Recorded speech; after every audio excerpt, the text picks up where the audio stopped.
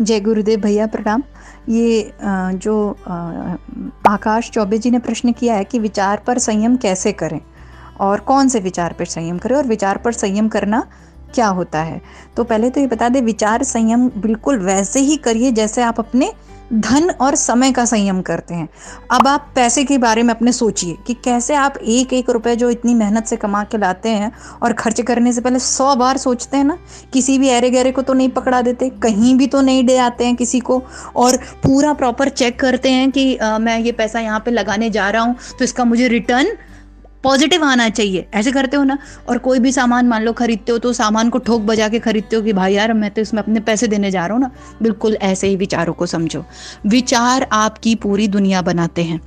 आप आज जो भी हैं, आप अपने विचारों की पोटली हैं। अपने आप को शरीर मत जानिए, इंद्रिय मत जानिए, हाथ पैर मत जानिएगा।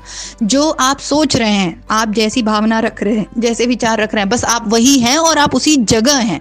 तो अगर इमेजिन आपके मेरे विचार बड़े नारकी हैं, बड़े दुष्ट प्रवृत्ति के हैं, हमेशा दूसरों का बुरा सोचना, अब इसका कैसे बुरा कर दें, उसका कैसे बुरा कर दें, फालतू की चीज़ें सोचते रहना, सांसारिक वासनाओं की चीज़ें सोचते रहना, तो मैंने क्या कर दिया, मैंने अपने लिए वो दुनिया तैयार कर ली। क्योंकि जो मैं सोच रही हूँ ना, मैं वहीं पे बैठी हुई हूँ। एग्जैक्टली मैं अपने घर पे नहीं बैठी हूँ ना, मैं ऑफिस में बैठी हूँ।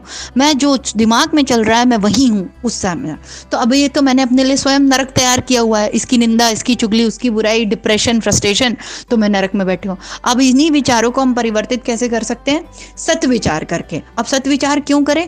क्योंकि आप जैसे विचार करेंगे वो आप इन्वेस्ट कर रहे हैं यूनिवर्स में। जैसे लेट्स से अब मैं किसी की बुराई देख रही हूँ, ठीक है, और मैं अननेसेसरली बैठी हूँ, अननेसेसरली नहीं, चलो नेसेसरली भी, किसी ने मेरे साथ बुरा किया था तो अब मैं खाली बैठी हूँ, मेरे पास कोई काम नहीं है, तो हाँ बताओ कितनी दुष्ट है, कितनी खराब है, वो ऐसी है, वो वैसी है।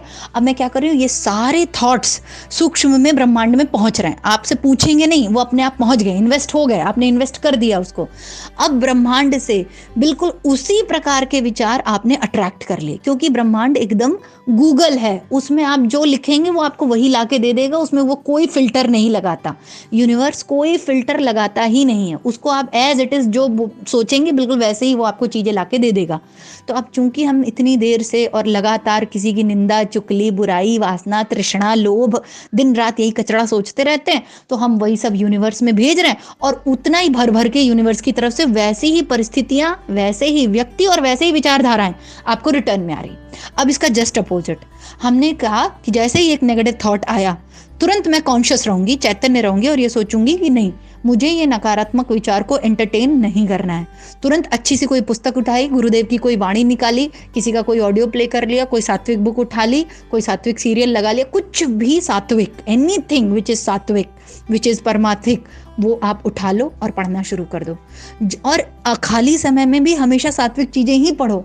क्यों? क्योंकि जो आप अंदर डाल रहे हो वही निकल निकल के बाहर आएगा एकदम।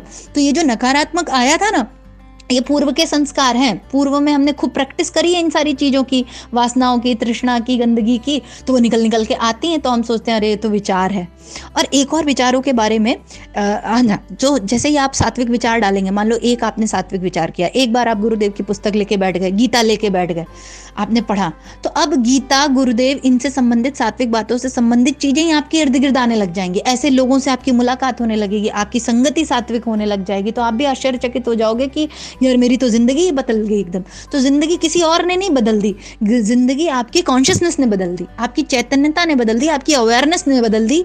वही अवेयरनेस जो आप पैसे खर्च करते टाइम यूज कर रहे थे, अब वही अवेयरनेस आप अपने विचारों को इन्वेस्ट करते टाइम यूज करना शुरू कर दिया कि मैं अपने विचार अननेसेसरली कहीं भी नहीं दूंगा। मैं अवेयर रहूंगा कि मेरे दिमाग में क्या चल रहा है और कचरा चल रहा है। तो अच्छा, अब कैसे पता करें कि कौन से सुविचार हैं और कौन से कुविचार हैं?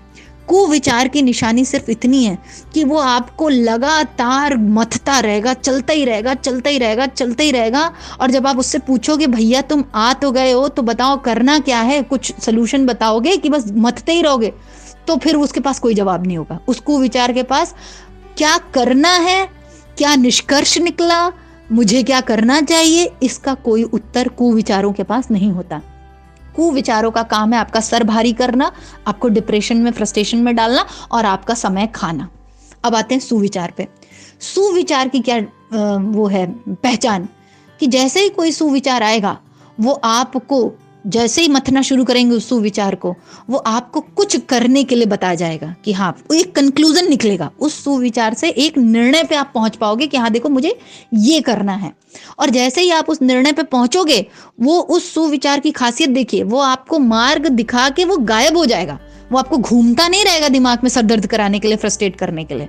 वो आपको हिट कर देगा कि देखो भैया तुमको ये काम करना चाहिए और इस ऐसा करने से तुम्हारा आगे का ठीक रहेगा, तो आपको उस काम में लगा देगा। ये सुविचार की खासियत है कि सुविचार आपको सही मार्ग के काम में लगा के और फिर स्वयं गायब हो जाता है, स्वयं आपके दिमाग में ठेका जमा के बैठा नहीं रहता है। और कुविचार, कुविचार का एक ही काम है, डेरा डाल के बैठ जाएगा, आपका सर खाएगा, दिमाग खाएगा, टाइम खाएगा और सब कुछ खा लेगा।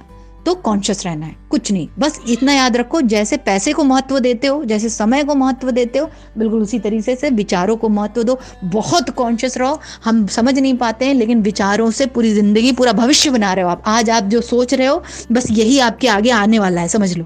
जैसा आपने चिंतन मनन कर लिया, बस यही उतरेगा। तो बस उसी पे ध्यान रखो। और ये विचारों की सात्विकता ध्यान वगैरह से आती है, जप करने से और ध्यान करने से। ठीक है, जय गुरुदेव, प्रणाम।